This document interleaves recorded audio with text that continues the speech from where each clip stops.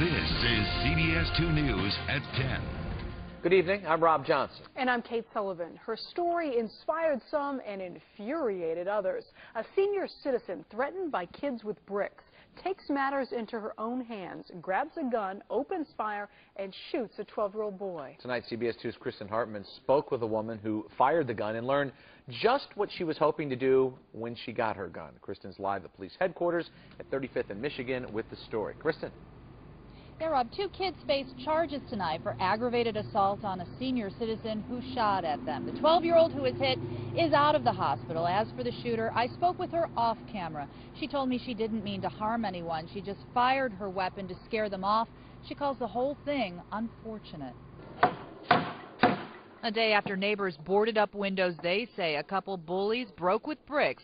The woman who lives here, the woman the kids apparently targeted. This situation has been going on for the last year. The one who shot at those kids stepped out on her porch but didn't say anything. My stepmother, Margaret Matthews, is terrified. Pastor Major Matthews and his wife Elizabeth spoke for her about what drove her to get her gun and shoot it. All she was trying to do was protect herself and stop the harassment.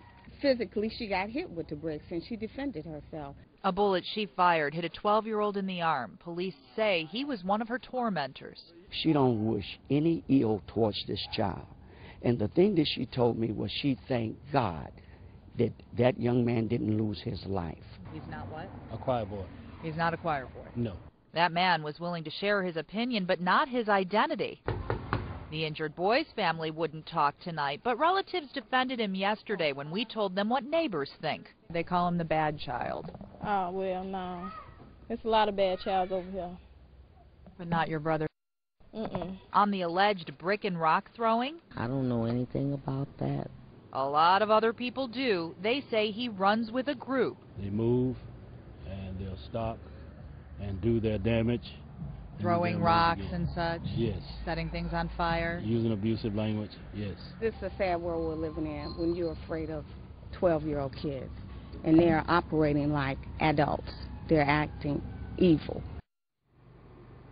People who live in the neighborhood say they're keeping an eye on Ms. Matthews just to make sure she's safe. She faces no charges tonight, Kate and Rob. Okay. Kristen, thank you.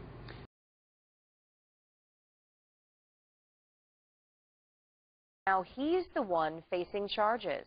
Neighbors in the boy's family are telling wildly different stories about what prompted the gunfire. CBS 2's Mike Puccinelli live in the city's South Shore neighborhood with more. And Mike, I think this, you don't want to go out on a limb, but a lot of people are saying, hey, this is what a lot of people wanted to do for a lot of time. Apparently they are saying that in this particular case. A lot of people making accusations against the boy. What's not in dispute, though, right now at this point, Steve, is that the boy was taken to the hospital with a bullet wound to his arm. Now, neighbors say the senior citizen who shot him did so in self-defense. They say the child has been targeting the woman for more than a year by taunting her and damaging her property. Yesterday, they say he threw a brick through her window. That's when they say she called 911. But when the police left, neighbors say the boy and his friend came back. That's when they say the 68-year-old responded with gunfire. He's a bad little boy. Is it one little boy or is it a group? It's little boys that follow him, but he's the leader. He's worse. Him and another friend were walking down the street, and they saw a window broke in a woman's house, and as they passed by, he said that she came out shooting. Now, the family says they know nothing about the boy being a neighborhood troublemaker. Police, though, have charged the boy and his 13-year-old accomplice with aggravated assault against a senior citizen. That's punishable by up to a year of detention in the juvenile hall. As for the 68-year-old woman, she was released without being charged. She lives in one of these homes right behind me. Steve? All right, Mike Puccinelli reporting in the city's South Shore neighborhood. Thank you, sir.